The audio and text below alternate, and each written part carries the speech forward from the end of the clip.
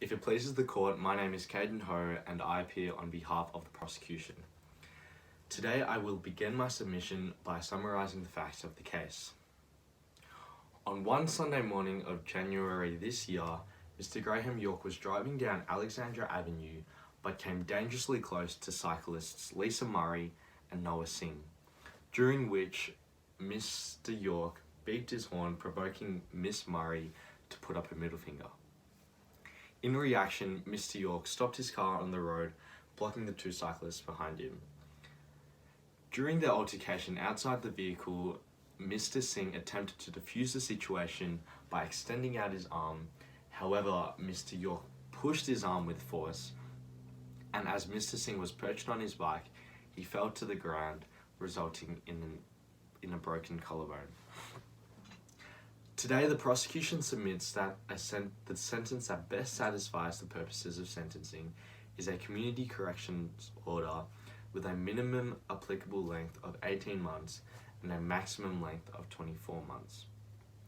The CCO should also include the conditions that the offender completes 200 hours of unpaid community work, as well as completing his anger management course with conviction recorded.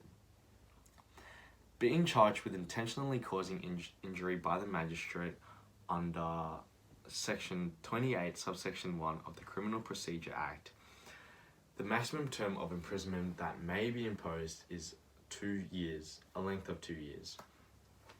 However, despite imprisonment being the most common principal sentence for this charge, the prosecution sees it too drastic of a punishment as it hinders parsimony. This is because the offender has no prior convictions and is thus unlikely to reoffend in the future.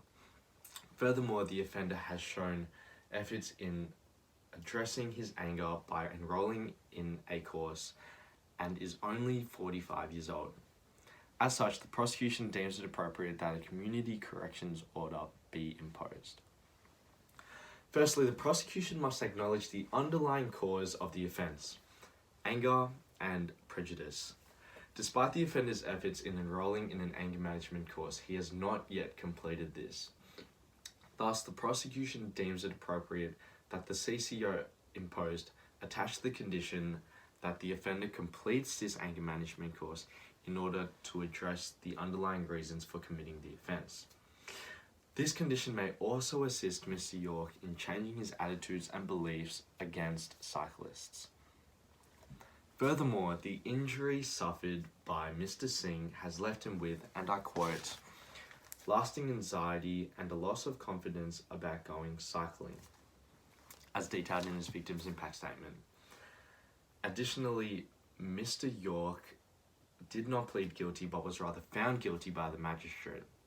This suggests that the offender does not perceive his misconduct to being unlawful or immoral, despite the lasting impacts on Mr. Singh.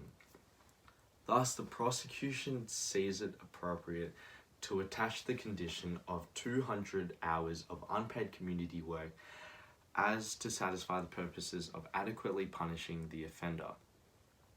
By having Mr. York comply with such burdensome conditions, both punishment and specific deterrence may be achieved, as the condition imposed will discourage the offender from committing an offence of similar nature in the future. Additionally, as this is not an exceptional offence with other individuals in the community with the same views as Mr. York, this additional condition may be utilised as a general deterrence to prevent similar offences from being committed in the community. This may in effect protect not only the community but more specifically the cycling community from road rage related offences.